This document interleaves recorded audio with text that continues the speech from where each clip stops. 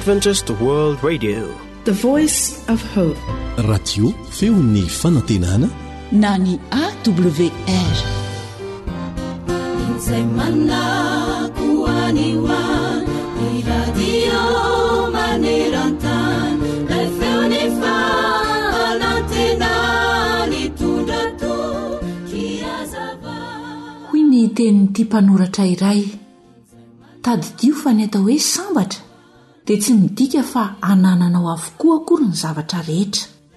Milaza kosa nefa fa sambatra ianao rehefa hainao ny mankasitraka sy mitantana ireo zavatra eo am-pelantananao. Izay no atao hoe olo-tsambatra. Raha mitady fifaliam-be sy fahasambarana ianao dia milaza izany fa ny fananany hafa ny tsiriritinao, satria ny Baiboly mihitsy no milaza fa tsy mety ny mitsiriritra ny fananany namanao. Ny mety indrindra dia ny mitantana tsara izay eo am-pelantananao, ary izany no ampitomboana tsikelikely eny hatrany dia hitombo ny fifaliana sy ny fahasambarana ho azonao. Ary raha toa ka hainao ny mankasitraka ny hafa, nahoana moa ny tsy ahaizanao mankasitraka izay eo am-pelantananao dia raketo ao am-ponao izao afatry ny tenin'Andriamanitra omenanao izao. Voasoratra ao amin'ny Salamo 8:1-2 sy 2 manao hoe: sambatra izay rehetra matahotra an'i Jehova dia izay mandeha amin'ny lalany, fa hohaninao tokoa ny asan'ny tananao, sambatra sady ambinina ianao. Amen.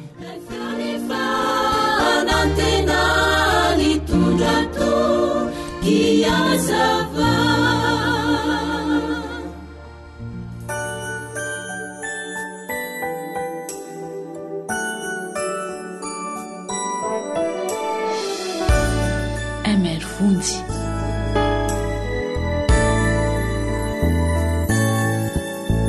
Sambatra ufamanana na utukikyu dianao no tumbukusi bamundikyu tsara zay wandigaku tukikyu tiayanao azamandauali biaini fiainakusi pamundi ekeku itundrai wanyandanitra hidure miaiai biainana nahatunga nekcerichu isainanyadini mafi umana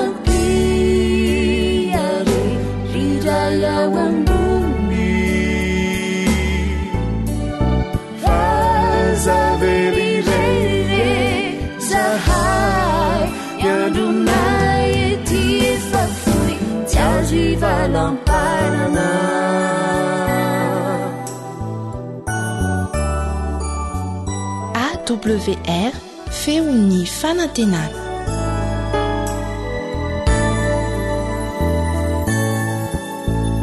Tsy ufaty antoky izay manompo anao Jesosy, fiadana posy fanay no efa hiainany satria amilanao maro ny olona eo ankavitsy eo ankavanana fizay manana ny Jesosy mpandresy ny fiainany ny tompono heriny hidore miaiai biainana nahatonga nekcerichu isainanyadini mafi umanapiare rirayawambumi fazaverirere zahai yadunaeti fafui tiazivalamparana.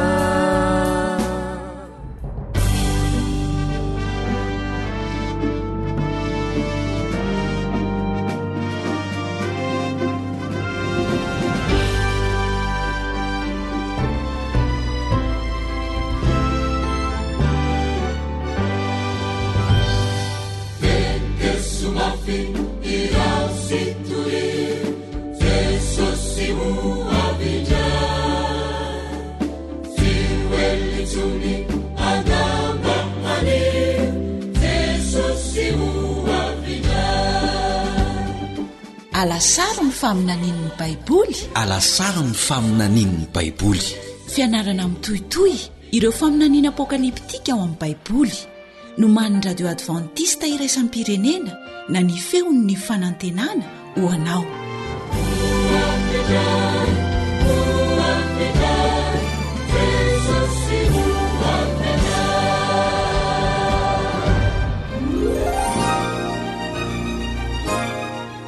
Ilaina ve ny fiangonana?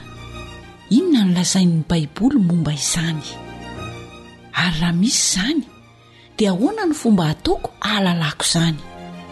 Manankolazana mazava tsara mikasika izany ve ny tenin'Andriamanitra?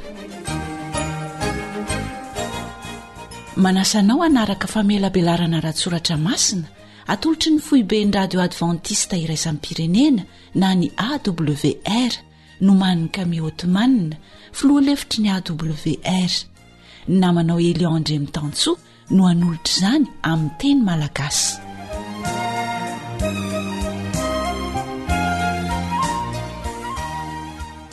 dia falitafahoana aminao indray amin'ny alalan'izao fiarah-mianatra ny tenin'Andriamanitra ao anatin'ny alasaro ny faminaniany baiboly izao, ny mpiara-mianatra aminao Elion André Mitantsoa. Milohan'ny hidirantsika amin'ny fiarah-mianatra ny loha-hevitra amin'ity anio ity, dia mbola misy fangatahana fiarah-miasa hatrany mba tiana atao miaraka aminao mpiaino. Zany hoa dia hanatsarana hatrany fifandraisantsika, ahafahanay manatsara ny fampitana ny afatra makany aminao sy ny fandraisana ny afatra izay alefanao aty aminay. Izay zany le atao hoe tombana na evaluation, hanatsarana fomba fiasa. Inona ary ilay fiarah-miasa? Tsotra dia tsotra le izy. Tiana ho fantatra ny fomba nanarahanao an'ity famelabelarana ity. Tamin'ny alalan'ny onjapeo FM ve, sa tamin'ny onde courte, sa tamin'ny Facebook, sa tamin'ny alalan'ny podcast ao anatin'ny internet na ny site web koa. Ny angatahanay zany dia zay ampiasainao amin'ireo dia alefaso amin'ny SMS. Ohatra hoe radio FM antso ny filazantsara Antala, ohatra izay, na Andapa, na koa hoe radio Oasis Mananara. Raha onde courte ohatra dia mba lazainao hoe onde courte miampy ny toerana hinonao azy. Dia takan'izany koa raha Facebook na amin'ny alalan'ny podcast ao anatin'ny internet na amin'ny YouTube, fa iangavianay ianao mba hanoratra ny toerana misy ianao raha sitraka ao izany. Dia alefaso amin'ny ray amin'ireto larana telefona ireto ary 034 06 797 62 aotra telo efatra aotra enina fito sivy fito enina roa. Ny faharoa dia ny 033 07 170 70 aotra telo telo aotra fito iray fito aotra fito aotra. Ary ny farany didy 032 86 819 50 aotra telo roa valo enina valo iray sivy dimy aotra. Dia isaoranay meloha ny fiara-miasa ataonao aminay.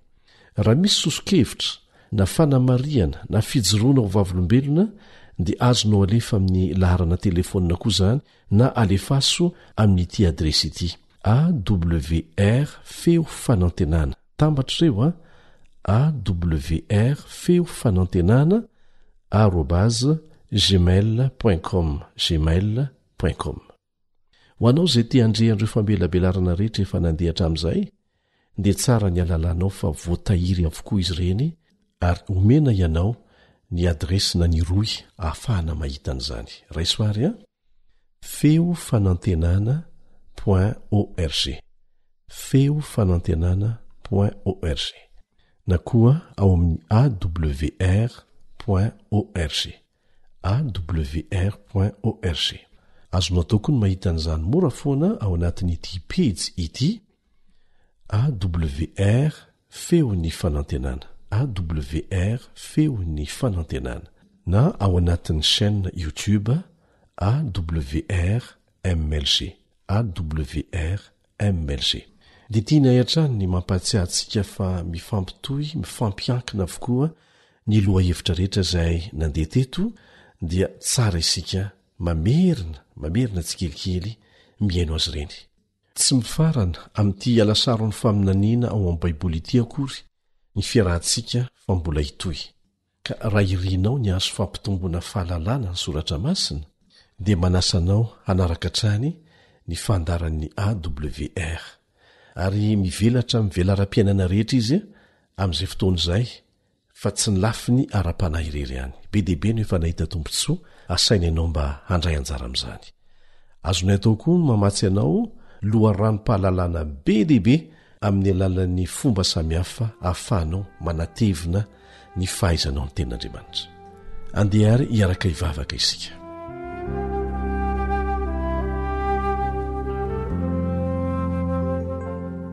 Rainay izay ny an-danitro, misaotra anao namory anay ho tafaraka etondray. Mangataka anao foaniny maizao aho mba hahafahanao miasa amin'ny alalan'ny fanahinao masina amin'ny alalako. Ampiasao toy ny fantsonahana io mba hanehoana avy amin'ny teninao ny amin'ny zanaka sisa sy ahalalana ireo toetra mampiavaka ny tena zanakao marina. Tompo, mba hazava tsara aminay rehetra ny fomba ahitanan'izany ary mba ho isan'ireo izay ao anatin'izany zanaka sisa izany zahay. Hazavao ny sainay amin'ny anaran'i Jesosy. Amen.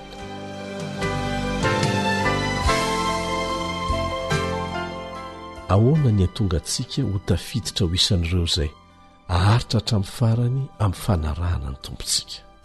Araka ny voalaza amin'ny Apokalipsy 4:12 ka ny 9:12 manao hoe, indro ny faharetan'ny olona masina dia izay mitandrina ny didin'Andriamanitra sy ny finoana an' Jesosy.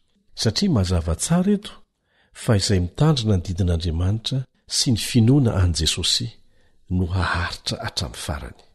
Zao koa voalaza amin'ny Apokalipsy 12:17. Apokalipsy 12:17.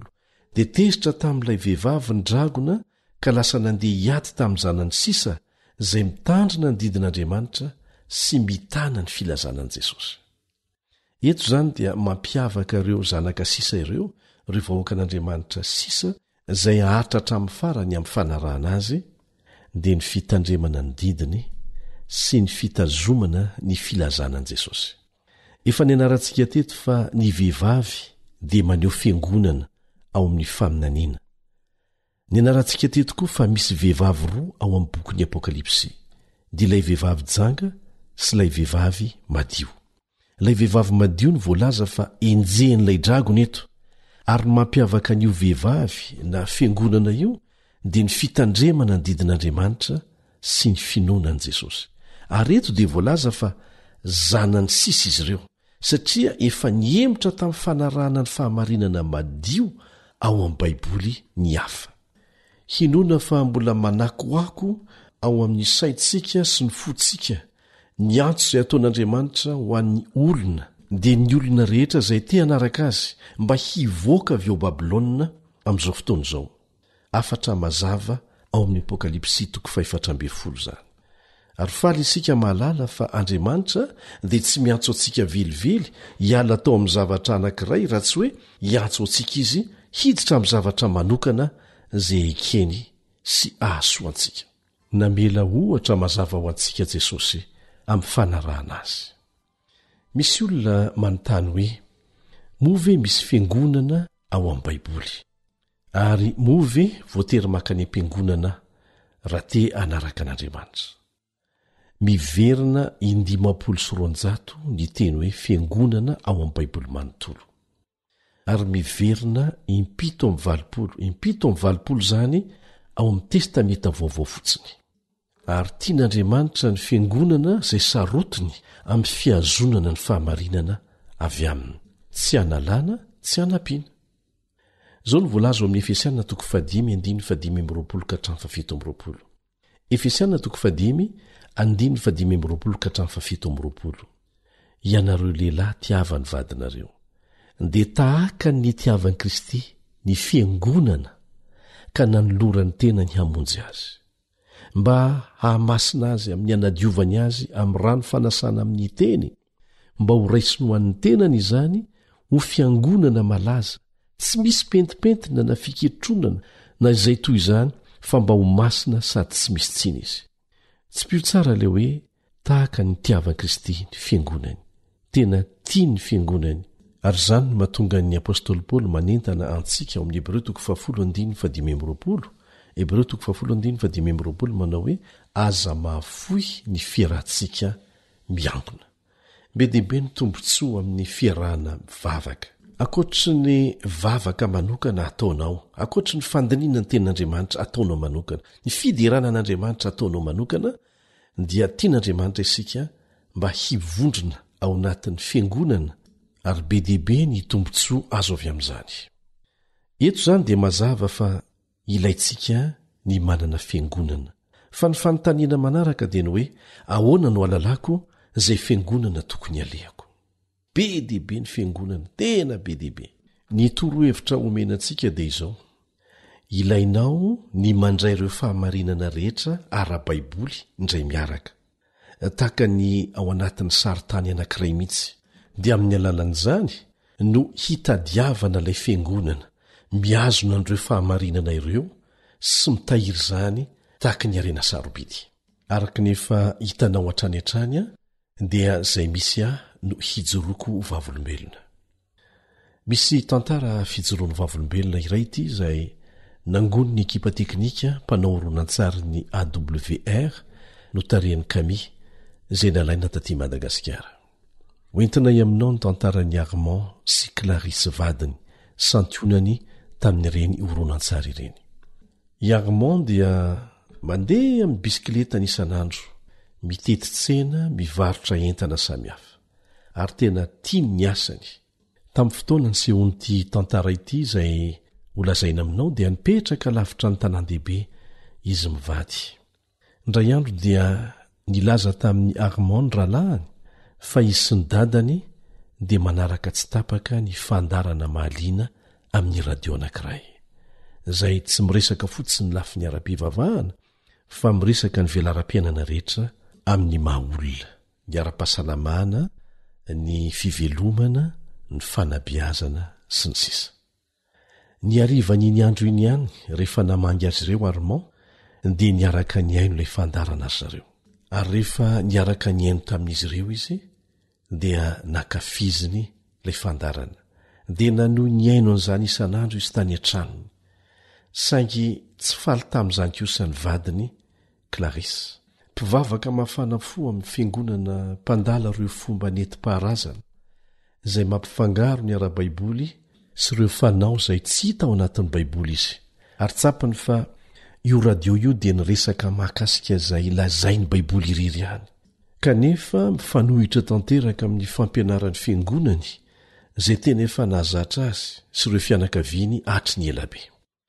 Tsy iza akory io radio io fa ilay radio hijoroana ivavolombelona matetika eto dia ny radio AWR. Mora taminy nalala hoe adventista ny tompon'ilay radio satria amin'ny maharadio raisam-pirenena ny AWR moa, tahaka ny BBC, ny RFI, ny Radio Vatican, dia tsy maintsy tononona ny anaran'ny tompony. Na dia tsy nankasitraka ny fandaran'io radio io aza Clarisse, noho izy io miresaka fahamarinana tsy nahazatra azy, dia nanomboka nanelingely azy ny feon'ny fieritreretany. Dia ny fomba tokana hita ny ampitony an'izany dia mahagaga fa ny fiainoana ity radio tsy nankasitrahany ity ihany. Hafa kely ny safidiny. Rehefa ny aino isan'andro i Armand dia nanomboka resy lahatra tamin'ireo teny norenesiny izy. Tsy fantany anefa fa ny tompo dia niasa mangina tao amin'ny fony Clarisse vadiny ihany koa. Ary vokatr'izany dia resy lahatra koa ramatoa hanaraka ireo fahamarinana ara-baiboly madiodio izay naresy lahatra andrangà. Nanatona ny vadiny Armand laza taminy fa tsy maintsy mitady fiangonana mampianatra an'ireo fahamarinana ireo izy mivady, izay mitandrina ny andro sabata. Nikeny vadiny ampifaliana izany, ary dia tsy nitsahatra ny karoko izy ireo kanefa ilay hany fiangonana fantany fa mitandrina ny sabata dia lavitra ny toerana nisy azy ireo. Tena lavitra loatra ka tsy ho tratran'izy ireo. Indray andro ary dia nisy olona anankiray nilaza tamin'ny Armand fa misy fiangonana adventiste anankiray tsy lavitra ny tanàna misy azy ireo. Dia nankany izy ireo hanamarina an'izany ary nahita tarika anankiray miara-mivavaka amin'ny andro sabotsy izay mampianatra ny fampianarana mitovy amin'izay reny tao amin'ilay radio. Tsy ela taorianan'izay dia nandeha nivavaka tao izy mianakavy ary niaraka natao batisa tao amin'ny fiangonana adventiste mitandrina ny andro 7.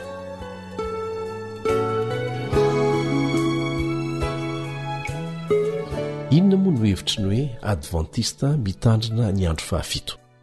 Ny hevitry ny hoe adventiste dia tsotra, miandry ny fiavian'i Jesosy. Ary ny hoe mitandrina ny andro 7 dia manaja ny sabata ara-baiboly, zay no heviny. Amin'ity anio ity dia fifaliana ho any hijoro vavolombelona aminao. Maninona aho no nifidy hiditra ho mambra ao anatin'izany fiangonana adventiste mitandrina ny andro 7 zany. Tsotra ny antony. Ny tena mandresy lahatra amin'io fiangonana io dia satria no izy mbola miazona mafy ary sarotiny mihitsy amin'ilay filamatra napetraka Lutera hoe sola scriptura, ny baiboly ary ny baiboly irery ihany. Na dia mbola tsy tanteraka amin'ny fiainana amin'ny fahamarinana rehetra aza ny mambra ao aminy, dia sarotiny amin'ireo fahamarinana rehetra tsy misy avahana voalaza ao amin'ny baiboly kosa izy ireo. Tsy mitovy mantsy ny hoe mandany fahamarinana sasantsasany sy ny hoe tena manaiky azy rehetra ary miezaka eo ambany fahasoavan'Andriamanitra hiaina amin'izany. Tena nanampy abe dehibe ahalalany marina ara-baiboly tsy misy fangarony io fiangonana io. Anisan'ny zavatra mahafinaritra ohatra ny famelana ny mambra hifanakalo hevitra malalaka ao anatin'ny fandiniana lalina izay lazain'ny tenin'Andriamanitra. Tsy olona tsy manana tsiny akory ireo olona mivavaka ao, fa olona mbola eo amperinady avokoa, eo ambany fitaizany fanahy masina. Olona andala-pitomboana ao amin'ny tompo avokoa. Ekena fa misy ireo miemotra satria mbola manome safidy malalaka foana ange ny tompontsika na efa vita batiza azy ianao, dia tao amina hiverina ao amin'ny tompo moa izy ireny.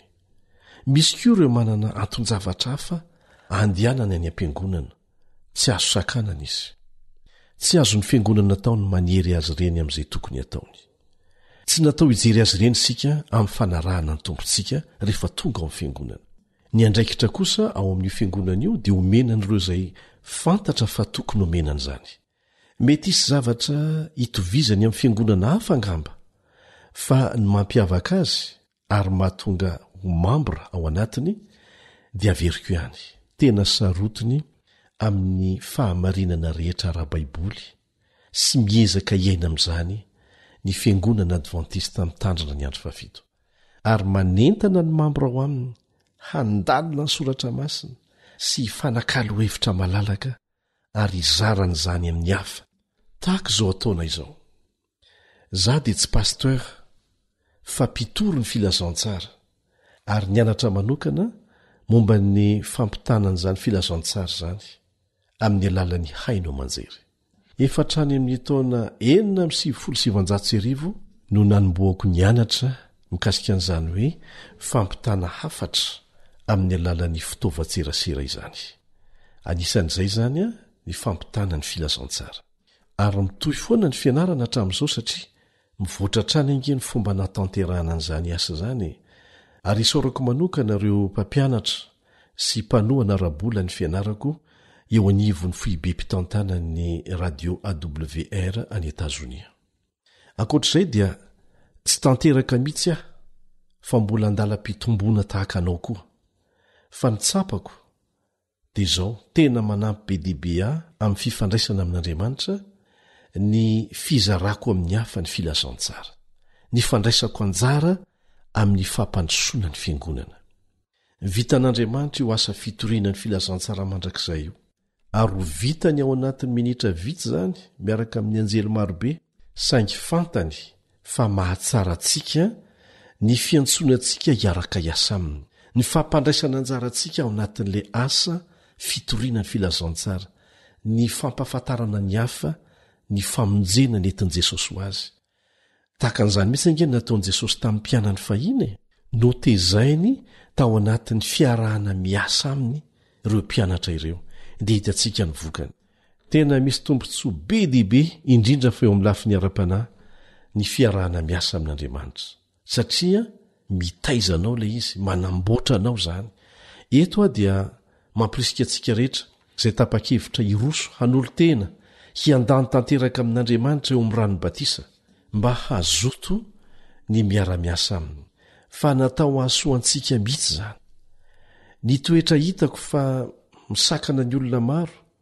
tsy asa an-tsitrapo miaraka amin'Andriamanitra dia ity zay zavatra rehetra tsy andraisana vola na tsy andraisana voninahitra na tsy ahitana fahafinaretana ranofo dia tsy ataony ankamaroan'ny olona mihitsy amin'izao fotoana izao eny fa na izay milaza azy ho kristianina aza kanefa tsy fantany fa be lavitra noho izany rehetra izany ny fitahiana omen'Andriamanitra amin'ny fiarahana miasa aminy eo amin'ny fiangonana tena azo tsapaitanana mihitsy ny fampiaran'Andriamanitra ilay fampanantenana nataony hoe indro izao homba nareo mandrakariva ambara-pahatonga ny fahataperana izao tontolo izao tsarovy fa io teny fampanantenana na teny fikasana nomen'Andriamanitra io dia nataony ho an'izay manaiky atsitrapo hiaraka hiasa aminy fa tsy ho an'ny olona rehetra izay milaza azy ho kristianina akory tsy ho an'ny olona rehetra izay mandeha makany am-piangonana fotsiny akory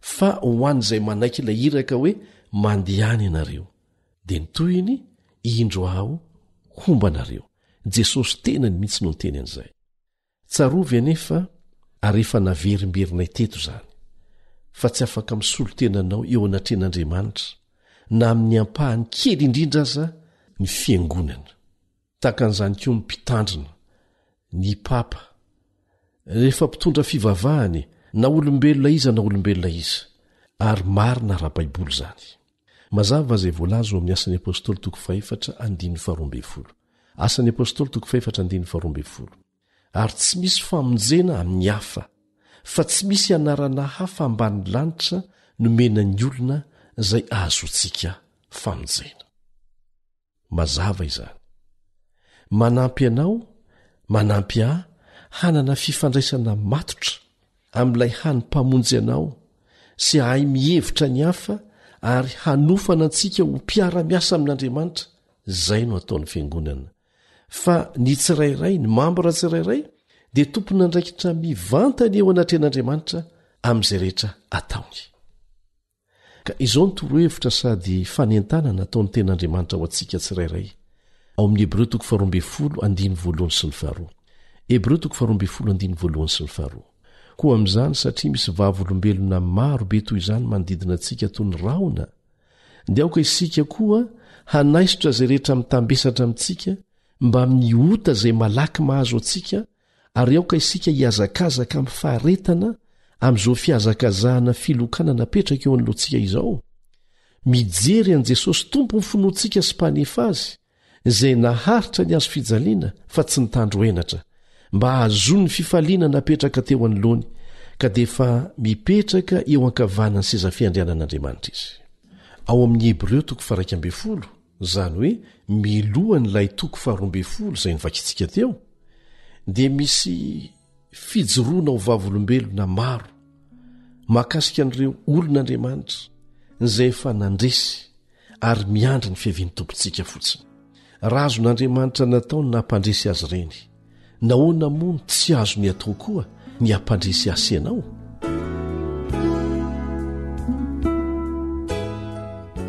torohevitra anankiroa no omenantsika avy amin'ireo andiny no vakitsika teo ary tsara hoenontsika tsara esory izay rehetra mitambesatra amintsika ka manakana antsika tsy ho tonga any amin'ny tanjona dia ny fanjakany lanitra isika tsirairay mihitsy no resahana eto mety ho fitiavam-bola ve sa fitiavam-boninahitra sa fitiavana fahafinaretana tsy mifanaraka amin'ny sitrapon'Andriamanitra anisan'ny entana mavesatra koa ireo ota malaky mahazo samy mahafantatra ny ota malaky mahazo azy fa ny anao heverina tsara eo anatren'Andriamanitra ahoana hoy jesosy mikasika an'izany eo amin'ny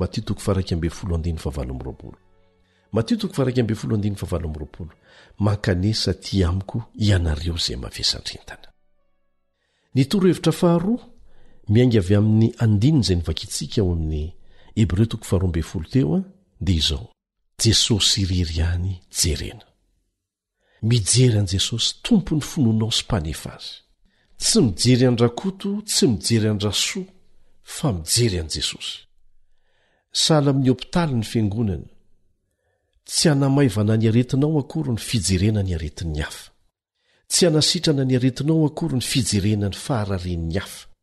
Ny hany mahasitrana anao dia ny fijerenao an' Jesosy, tompony finoanao sady mpanefa azy. Izy no tompony, ary mbola izy ihany koa ny manao izay hahatonga anao ho afaka miaina mifanaraka amin'izany amin'ny alalan'ny herin'ny fanahy masina izay omeny anao. Fitaovana fotsiny ny sisa rehetra, ny fiangonana, ny olombelona izay mifanentana amintsika, anisan'izany ny mpitandrina sy ny sisa. Voatantara ao amin'ny tenin'Andriamanitra ao amin'ny Nomery 1:20 fa nofaizin'Andriamanitra ny zanak'Israely rehefa nimenimenina tsy nankasitraka ny fitantanan'Andriamanitra azy ireo, dia navelan'Andriamanitra ho an'ny mena rana izy rehetra. Ary izay voakaikitra dia maty, dia nitaraina tamin'i Mosesy izy ireo: inona ny ataonay fa tena nanota izahay? Resy lahatra izy ireo fa nanota, nanao zavatra tsy nety. Dia nitaraina tamin'Andriamanitra Mosesy, ary notoroan'Andriamanitra hevitra. Nasainy nanao mena rana varahana nahantona tamin'ny hazo Mosesy. Dia nasaina nijery an'izany ny olona rehetra izay nokekeriny mena rana. Ka izay nijery an'ilay mena rana varahana dia sitrana avokoa. Tsy ilay mena rana varahana akory no misy hery manokana, fa ny fanekena mpinoana fotsiny ny baikon'Andriamanitra no nitondra ny fanasitranana. Maneho aniza moa io mena rana varahana nahantona tamin'ny hazo, maneho ara-tandindona an' Jesosy izay maty nisolo antsika, nitondra ny hebitsika rehetra teo amin'ny hazo fijaliana. Izy no asaina jerentsika, fa izy ny tompony finoantsika sy mpanefa azy. Ka rehefa tafiditra eo anivon'ny fiangonana ianao dia izy jerena. Ireo olona izay tsy nijery an'ilay mena rana varahana, fa nijery ny fikekerany mena rana ny namany, mahita ny namany mijafajafa, dia tsy sitrana ihany koa, fa ny fanasitranana dia ny fijerenan'i Jesosy, tompony finoantsika sy mpanefa azy. Ry mpiara-mianatra amiko, tahaka ny Armand sy Clarisse dia misy olona antapitrisany, mitady zavatra izay azo ny antoka hifikirana eto amin'ity tany ity, zavatra izay hanome fanantenana sy fiadanam-po ho azy ireo. Tsy zavatra nofinofy, fa zavatra azo antoka. Marobe ireo olona nanandrana ny zavatra rehetra azo n'izao tontolo izao atolotra: arena, laza, fahefana, fafinaretana, fialamboly, saingy tsapan'izy ireo, fa tsy hanana ny zavatra anankiray, dia le fiadanam-po maharitra, ary feno olana foana ny fiainan'izy ireo. Ny azo antoka dia izao: misy etaeta ny ho tonga amin'ny kristianisma marina ao am-pon'ny olona anarivony amin'izao fotoana izao. Maniry tianana zavatra mihoatra noho izay fahananana izy, tsy dia faniriana hita fiangonana marina loatra, fa faniriana hifandray amin'Andriamanitra sy ny fahamarinany. Dia izay no mahatonga azy makeo amin'ny fiangonana. No ireo toe-javatra niseho farany, tahaka ny Covid-19 sy ny korontana maneran-tany, dia marobe ireo manana faniriana lalina ahalala ny fahamarinana ara-baiboly. Ahita ny fiangonana afaka manome ny fahafampo sy ny etaetan'izy ireo ara-panahy. Porofon'izany araka ny fanadihadiana nivoaka ofisialy tamin'ny vaovao, dia niakatra be dehibe mihitsy ny olona nividy baiboly maneran-tany. Vokatry ny Covid-19 fotsiny, ary tsy mitsahatra mitombo izany, ary ny magaga ao anatin'ilay fanadihadiana aza dia ireo tanora eo anelanelan'ny 12 ka hatramin'ny 20 taona dia be dehibe mihitsy no miverina amin'ny baiboly ary mamantatra manokana ny hevitra ireo faminaniana ao anatin'ny baiboly. Ny akamaroan'izy ireny dia any amin'ny tany mandroso mihitsy azy. Hitantsika amin'izany fa mangetaheta halalany marina ny olona. ny mampalahelo a dia betsaka ireo manangana atoko-pivavahana ho fitadiavam-bola fotsiny fa tsy ho famonjena ny olona atonga ny olona alalany marina dia varianiny amin'ny karazana fahagagana mame fahafampo ny filana ranofo vetivety fotsiny ho sitrana ny hompanankarena sy ny sisa tsy mandaha ny atonga antsika anana fahafahana arabola manankarena takandre abrahama ry isaka sy ny sisa andriamanitra saingy tsy izany ny fomba tian'andriamanitra hanatona antsika azy ahoana hoy ny voalaza ao Matitoko 5:17 Jesosy mihitsy no milaza azy Matitoko 5:17 fa katsao aloha ny fanjakany sy ny fahamarinany dia hanampy ho anareo ireo filanareo eo amin'ny aranofo eo amin'ny fiainanareo andavanandro izany hoe tian'andriamanitra ho tsapantsika fa natonga ny olana rehetra aranofo eto amin'ity tany ity ane dia ny tsy fankatoavana teo amin'ny Adama sy Eva izay mbola narahantsika koa izay tsy fankatoavana izay dia olana ra-panahy ny olana ra-panahy natonga n'izao olana aranofo rehetrarehetra izao ka raha tiatsika nahita ny vaolana aranofo dia izao ny soso-kevitra omeny Jesosy ka tsao aloha ny fanjakan'Andriamanitra eo amin'ny fiainanao ara-panahy dia izy mihitsy no hikarakara ny sisa rehetra eo amin'ny fiainanao aranofo ny any Satana dia ny famadika amin'izay ary dia ampiasaina ireo mpaminany sandoka mpampianatra sandoka mba hampiasa an'izay fomban'izay dia maro ny voafitaka marobe ny fiangonana ary samy milaza azo marina daholo aiza ary no ahitana ilay tena hoe mifanaraka amin'ny sitrapon'Andriamanitra ahafahako manome fahafampo ny fivelarako amin'ny lafiny rehetra amin'ny fahamarinana madiodio ao amin'ny ten'Andriamanitra angamba handany androm-piainana iray manontolo ianao raha andinika tsirairay ny fampianaran'ireo atoko samihafa misy amin'izao fotoana izao ho asa be zany hanorisory ianao ary ho verimaina fotsiny fotoananao firifiry ireo olona izay fa niteto fiangonana be dehibe ny sasany dia nijanona mihitsy ny efa rany fa nisy kosa ireo nahita ihany hoe eto amin'izay aho fa nitoro hevitra izay atao antsika dia izao fantatrao ve fa ao amin'ny bokyny Apokalipsy Andriamanitra dia namaritra mazava ny fiangonana tokony alehanao amin'izao andro faran'izao rehefa fantatrao izay nolazainy dia ho mora aminao ny isafidy izany eo anivon'ny fiangonana marobe tahaka ny fahaizanao manavaka ny sainam-pirenenao eo anivon'ny sainam-pirenena hafa dia averina ny loha hevitsika raha ho amin'ny baiboly dia hinoko mino an'izany aho fa rehefa tsy mifanaraka amin'ny baiboly dia tsy natao azany tsy salasalana fa sahiran-tsaina Satana rehefa manomboka mandinika ny boky ny Apokalipsy ny olona dia azagaga isika raha mampiasa ny tetika rehetra izy mba hanakanana antsika tsy ho matotra ny fianarana an'io boky io kanefa mazava tsara ny voalaza eo amin'ny Apokalipsy 1:7 hoe sambatra izay mamaky ny tenin'ny faminaniana amin'ny boky io fa antongotra ny andro dikan'izay tsy ho sambatra mihitsy izay tsy mahafantatra an'izany raha toa mantsika mazava tsara mitsirairay ny voalaza ao amin'ny Apokalipsy dia tsy maintsy ho tandindomindoza avy hatrany ny fanjakan'ny Satana ary ny anaran'Andriamanitra lehibe dia hisandratra avo ary membonahitra raha mijery ny lasa ianao ny amin'ny fomba ny tantanan'Andriamanitra ny vahoakany na ny amin'ny testamenta taloha na ao amin'ny testamenta vaovao dia hita fa Andriamanitra dia nanana olona na antokon'olona izay nijoro lalandava ho azy nanambara ny fahamarinany tamin'ny taranaka ny fandimby no tehirizina izany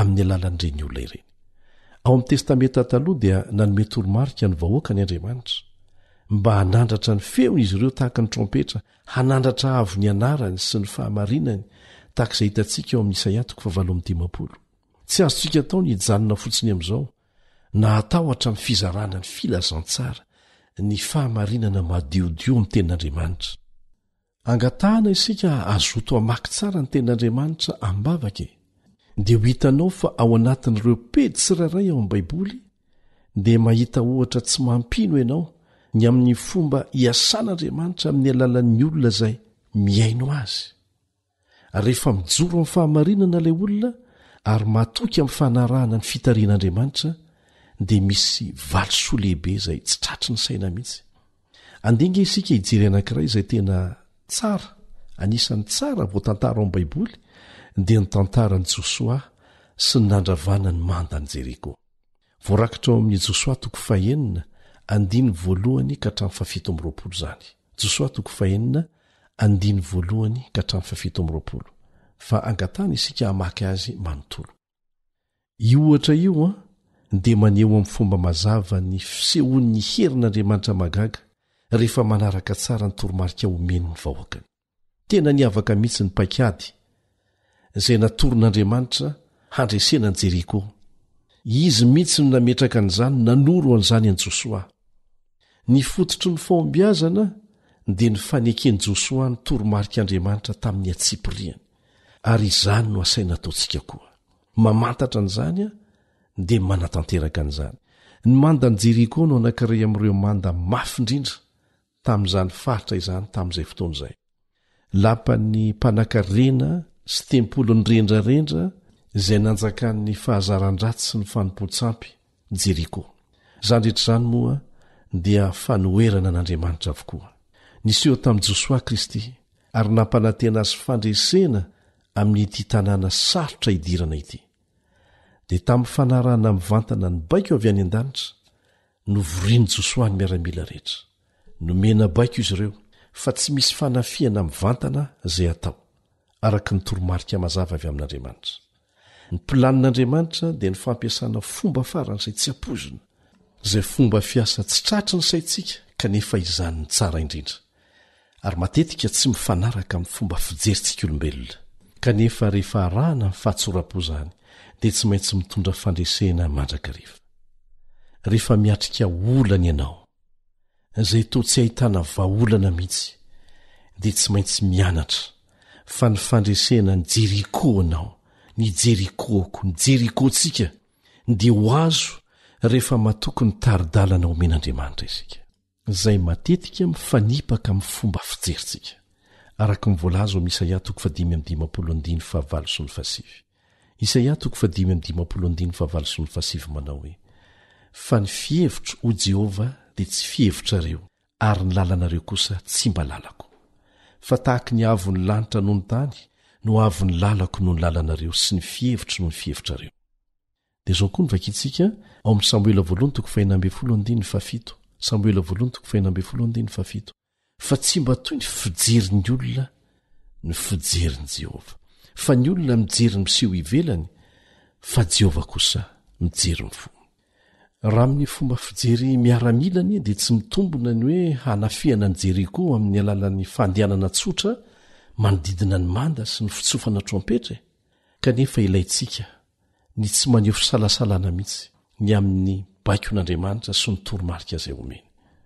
Tsy maintsy manana finoana isika fa Andriamanitra dia mitovy amin'ny teniny ihany, ary ho tanterahany izay nolazainy fa ho ataony na tsy mifanaraka amin'ny lôjika antsika azy izany.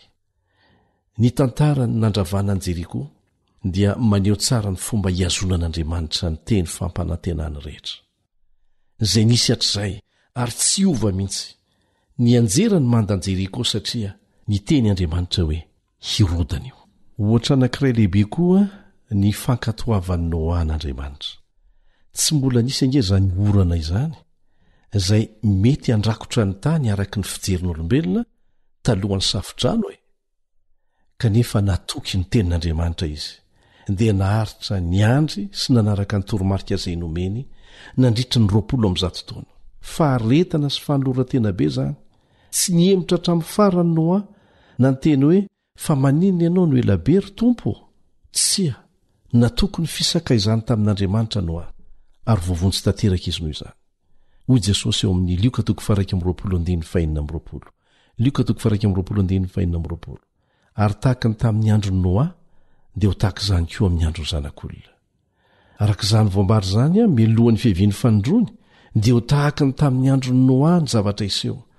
Fomba firy moa no nahafahana nandositra tamin'ny androny Noa hialana amin'ny safodrano.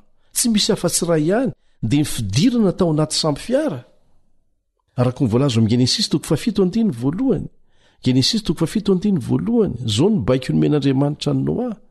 Ary hoy Jehova tamin'ny Noa: midira ao anaty samby fiara ianao mba amin'ny ankonanao rehetra, satria ianao no hitako fa marina eo anatrehako amin'izao olona miarabelona aminao zao. Tsy hoe vitsy ronoa ary betsaka ny nanda azy dia nihevitry ny besony maro ny narahana. Fa mazava tsara ny voalaza eto, satria ianao no hitako fa marina eo anatrehako amin'ny olona rehetra miarabelona aminao. Tamin'ny andro ny Noa dia 8 ihany no nisafidy ny lalan'Andriamanitra, dia ny fidirana tao anaty samby fiara ho fiarovana. Amin'ny andro farany, ny Baiboly dia milaza fa ny samby fiara fiarovana dia ny fiangonan'Andriamanitra marina izay mifikitra amin'ireo fahamarinan'Andriamanitra. Ka tadidio zany fa isika olombelona matetika dia voafitaky ny fironantsika sy ny fijery maha-olonantsika. Tianao ny ahazo ireo fandarana efa nandeha teo aloha na maniry andalina bebe kokoa ny soratra masina ianao? Ireto ary nindroy ahafahanao miditra amin'izany. awr.org na feofanantenana.org. Ny page Facebook kosa feo fanantenana, mitambatra ny fanoratra azy. Ahoana ny fomba nanazavany Jesosy ny lalana makany amin'ny fiainana? Zao no lazainy ao Matteo 7:17-20 manazava an'izany. Matteo 7:17-20 midira mivavahady ety ianareo, zany hoe vavahady tery, fa lehibe ny vavahady ary malalaka ny lalana izay makany amin'ny fahaverezana ka maro ny miditra any. Fa ety tery dia tery ny vavahady, tery ny lalana izay makany amin'ny fiainana ka vitsy ny mahita azy. Mitandrema ianareo, fandrao voafitaky ny mpaminany sandoka izay makao aminareo amin'ny fitafian'ny ondry, fa ao anatiny dia ambodia mitoa izy. Ny voany no ahafantaranareo azy. Ahoana hoe ny voany no ahafantaranareo azy? Firy moa no isan'ny finoanana ny fiangonana ny lazain'i Paoly fa ananan'i Jesosy? Zao no lazainy ao amin'ny Efesiana 4:5. Efesiana 4:5. Iray ny tompo, iray ny finoana, iray ny batisa. Ary tsy ara-Baiboly mihitsy ilay hoe Andriamanitra iray ihany no ivavahana fa tsy maninana samy mandeha samy mitady aza. Tsy ara-Baiboly zany. Amin'ny andro farany dia hiverina iseho indray izay nitranga tamin'ny andro Noa. Isy antoko 2 iforona. Ny antoko anankiray dia izay manaraka ny fironan'ny olona, izay malaza eo anivon'ny olona. Fa ny antoko anankiray dia izay manaraka ny teny mandrakizay n'Andriamanitra. Ry havana, tahaka ny tamin'ny andro Noa dia tsy manana afa-tsy sambo iray na fiangonana iray Andriamanitra izay azo antoka hitondra fiarovana. Ataovy azo antoka fa ny sambo tena izy no hisy anao. Tsarontsika fa rehefa nitory teny Petera dia olona 3,000 natao batisa tamin'ny andro Pentekosta. Rehefa vita batisa izy ireo niala tao anaty rano dia tonga olom-baovao manaiky an'Andriamanitra ho mpitarika ny fiainany ary mitandrina ny didiny. Zao no voasoratra amin'ny Petera 1:2-7. Petera 1:2-7. Fa ianareo kosa dia taranaka voafidy, fanjaka-pisorona, firenena masina, olona nalain'Andriamanitra ho an'ny tenany mba ilazanareo ny atsara n'ilay ny antso anareo hiala amin'ny maizina ho amin'ny fahazavany magaga. Olom-boafidy ny ilazan'ny ten'Andriamanitra, ry olona izay nanaiky an'i Kristy ho mpamonjy azy sy hankatony didiny.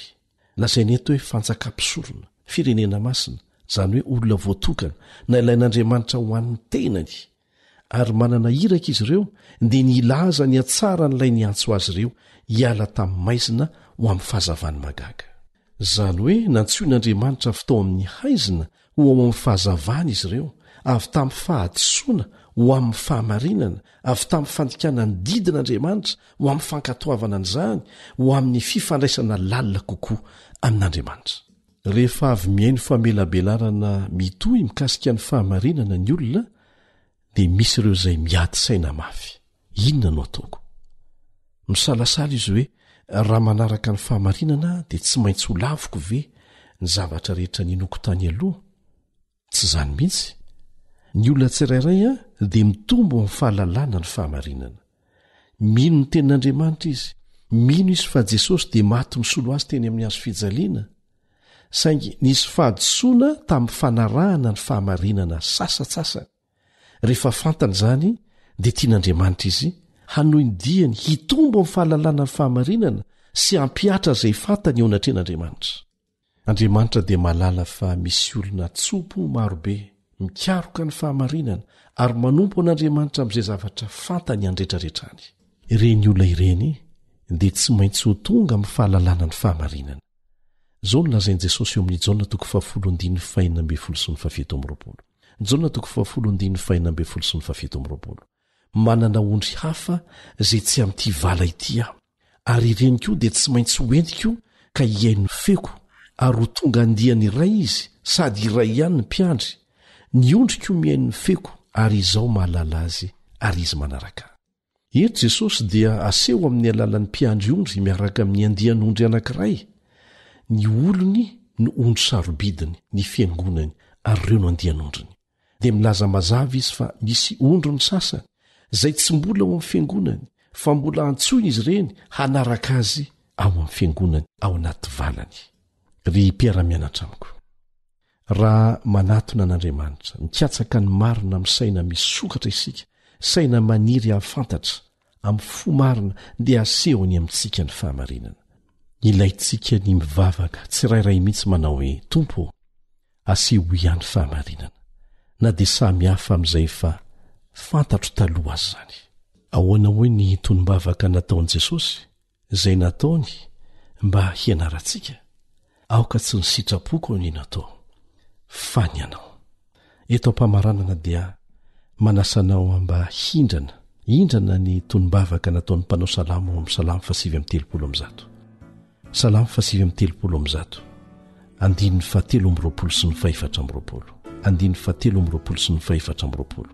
Ary angatahana mihitsy isika tsirairay mba handray an'izany tonombavaka izany ho toy ny avy amintsika mihitsy. Azotsika atao tsara izany. Irahantsika mijery dia irahantsika mamaky. Salamo 8:30. Andininy 7:20 sy ny 4:20. Dinio aho Andriamanitro ary fantaro ny foko. Izaho toetra aho ary fantaro ny eritreritro. Ary izaho na misy lalana mampahory ato anatiko, dia tario amin'ny lalana mandrakizay aho. Amen.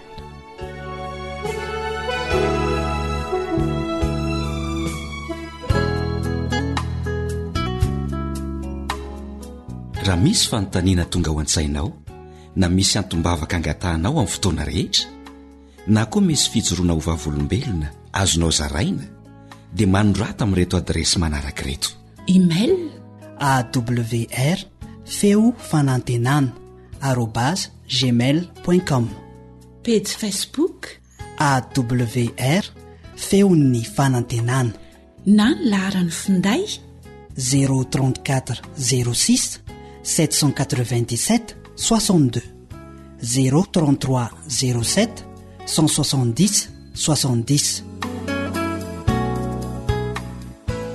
Izay koa ny namarana ny fiarahantsika teto tamin'ity anio ity. Mbola hitohy ny fianarantsika mikasika an'ilay hoe zanaka sisa, fa manao mandra-peona vetivetindray ny mpiara-mianatra aminao Elion Andry amin'ny Tanso. Manasanao hifidy hatrany ny lalan'Andriamanitra.